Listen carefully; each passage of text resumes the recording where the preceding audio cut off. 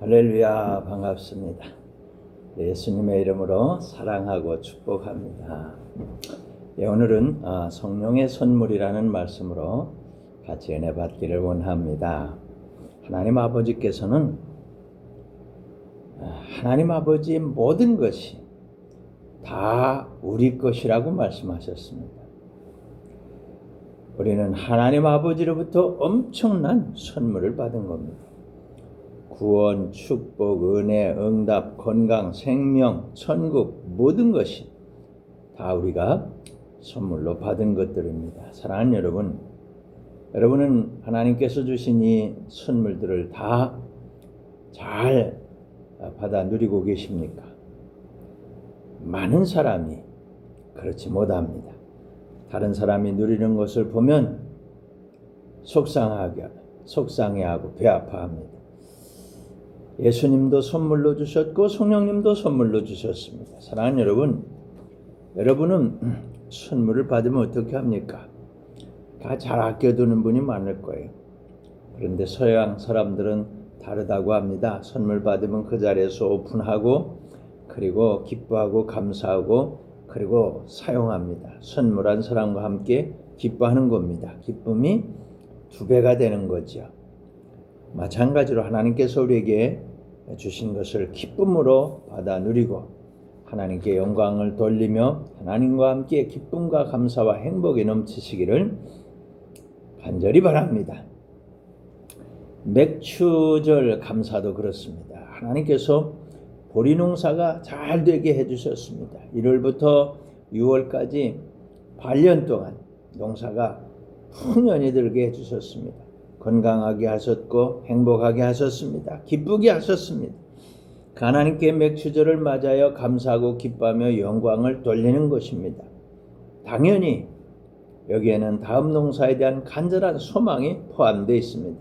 하나님 아버지, 벼농사도 잘 되게 해주세요. 7월부터 12월까지 하나님께서 눈동자같이 지켜주세요. 주님 날개 아래 지켜서 보호해 주세요.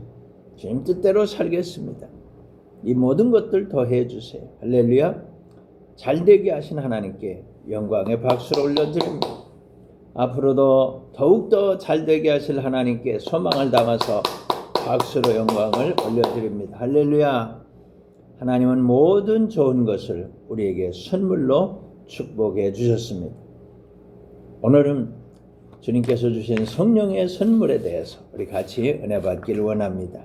사도행전 2장 38절에 보면 베드로가 이르되 너희가 회개하여 각각 예수 그리스도의 이름으로 세례를 받고 죄 사함을 받으라. 그리하면 성령의 선물을 받으리니 그랬습니다. 아멘 할렐루야. 베드로 사도는 예수님을 십자가에 못 박은 일을 깨닫고 마음에 찔린 사람들에게 구원의 길을 제시하고 있습니다. 회개하라고 했습니다. 회개는 단순히 후회하는 게 아닙니다. 하나님께로 마음을 돌이키는 겁니다. 죄를 인정하고 하나님의 뜻에 순종하려는 변화입니다. 예수 그리스도의 이름으로 세례를 받으라고 했습니다. 세례는 예수님을 믿는 믿음을 공개적으로 고백하는 겁니다. 예수님의 죽으심과 부활에 함께 했음을 나타내는 것입니다. 그래서 죄사함을 받으라고 했습니다. 죄사함은 세례 자체의 능력이 아니라 예수 그리스도를 믿음으로 받는 하나님의 은혜입니다. 예수님의 십자가 공로로 죄가 용서됩니다. 성령의 선물을 받을 것이라고 했습니다. 구원받은 성도에게 하나님께서 성령을 주십니다. 성령은 믿는 자 안에 거하시며 인도하고 능력을 주십니다. 이 성령이 얼마나 중요하냐면 성경의 저자가 성령님입니다. 성령님. 하나님의 뜻을 잘 아는 분이 성령님입니다. 예수님의 뜻을 잘 아는 분이 성령님입니다. 그래서 성령의 선물을 받아가지고 성경 말씀을 깨달아 압니다. 하나님의 뜻을 압니다. 예수님의 뜻을 알고 그대로 살아갑니다. 우리 신앙생활에 성령이 없으면 안 되는 거죠. 안 되는 거. 하나님을 아버지라고 부르는 것도 성령의 은혜입니다. 예수님을 주님이라고 부르는 것도 성령님의 은혜입니다. 이 성령의 선물이 여러분 모두에게 임하여 있으니 이 성령의 선물로 기뻐하고 감사하고 행복하며 성경을 읽고 듣고 지켜 행하며 하나님 뜻 따라 살고 예수님 뜻 따라 살아서 하나님께 많은 영광을 올려드리고 하나님의 주시는 은혜와 축복을 마음껏 받으시기를 예수님의 이름으로 축원합니다. 성령의 선물 우리에게 너무 중요합니다. 사도행전 2장 39절에 보니까 이 약속은 너희와 너희 자녀와 모든 먼 데 사람 곧 주 우리 하나님이 얼마든지 부르시는 자들에게 하신 것이라. 아멘. 할렐루야.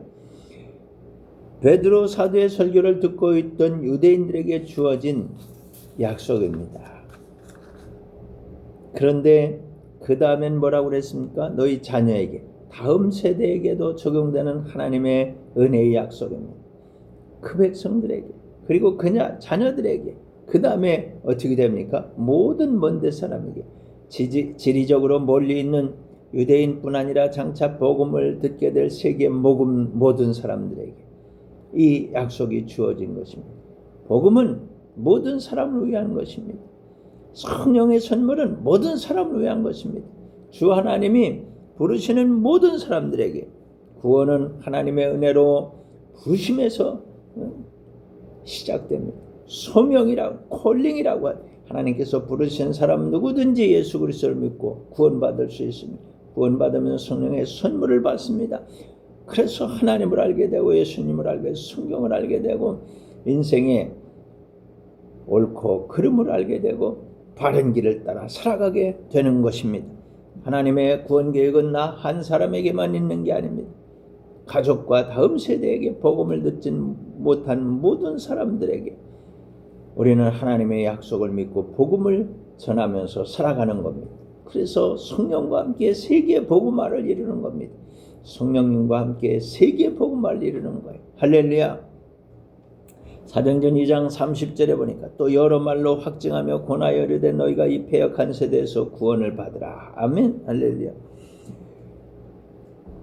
베드로 사도는 여러 가지 말로 예수님이 그리스도다, 메시아다, 구원자라는 것을 증언했습니다. 복음의 진리를 분명히 설명하고 확신을 시켜주었습니다. 베드로 사도는 사람들의 결단을 촉구했습니다. 복음은 듣는 것으로 끝나는 게 아닙니다. 믿음으로 아멘해야 합니다. 이 패역한 세대에서 하나님을 거역하고 불순종하는 세상에서 우리는 구원받아야 됩니다. 사람들에게 죄와 불신앙의 길에서 돌아서서 예수 그리스도를 믿고 구원받으라고 했습니다. 복음은 성경 말씀을 가르치는 거죠. 그리고 결단을 요구합니다. 세상 가치관을 따르기보다 하나님께 순종하는 삶을 선택하라고 하는 것입니다.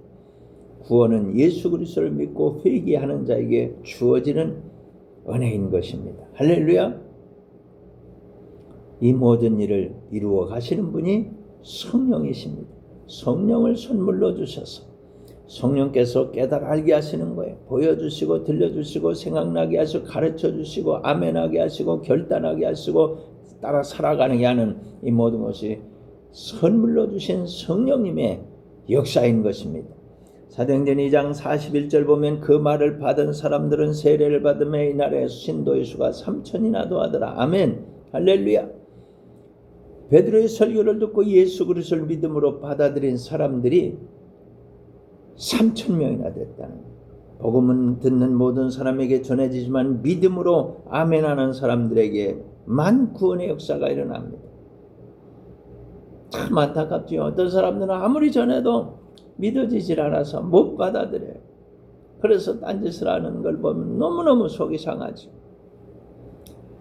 회개와 믿음을 공개적으로 고백하며 세례를 받았습니다.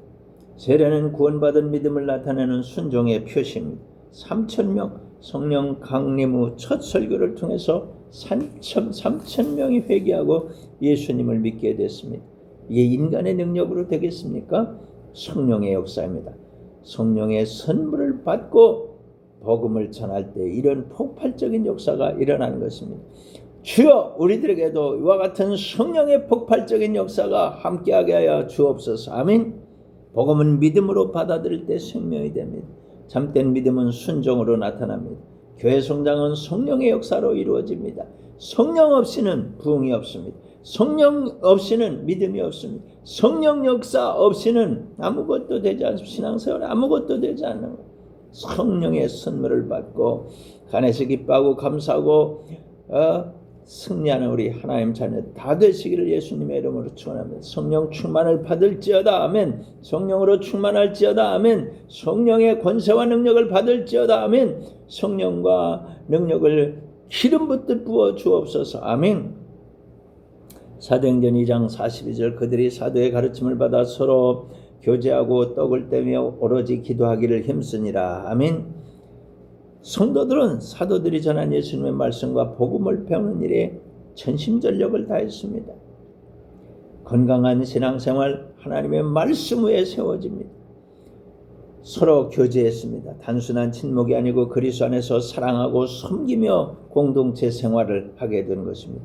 성도들은 서로의 필요를 돌아보며 한 가족처럼 살았습니다. 떡을 뗐습니다.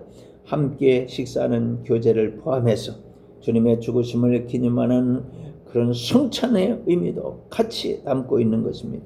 예수 그리스도의 은혜를 기억하면서 공동체가 우리는 하나다 하는 것을 누렸던 것입니다. 사랑하는 여러분, 성령 안에서 우리는 하나입니다. 믿음도 하나요, 주도 하나요. 아멘. 우리는 다 주 안에서 하나가 되는 것입니다. 오로지 기도하기를 힘쓰니라 그랬습니다. 기도는 초대교회의 중요한 특징이었습니다. 개인 기도를 하고 함께 모여 기도하는 일에 전심전력을 다했습니다. 초대교회는 4가지 중요한 특징이 있습니다. 말씀, 사도들의 가르침을 받았습니다. 그 다음에 교제했습니다. 공동체가 되어서 한 가족이 되었습니다. 떡을 뗐습니다. 성찬, 그리고 나눔, 그리고 기도했습니다. 이 4가지가 초대교회를 건강하게 세운 핵심 요소입니다. 우리 교회에 뭐가 있어야 돼요? 말씀이 있어야 됩니다. 교제가 있어야 돼요. 그리고 성찬과 나눔이 있어야 되는 것, 그리고 기도가 있어야 되는 것입니다. 할렐루야. 특별히 기도는 믿음의 기도입니다. 많이 기도하는 것 중요합니다. 그러나 믿고 기도하는 게 더 중요합니다. 열심히 기도하는 것 중요합니다. 그러나 믿고 기도하는 게 더 중요하다고요.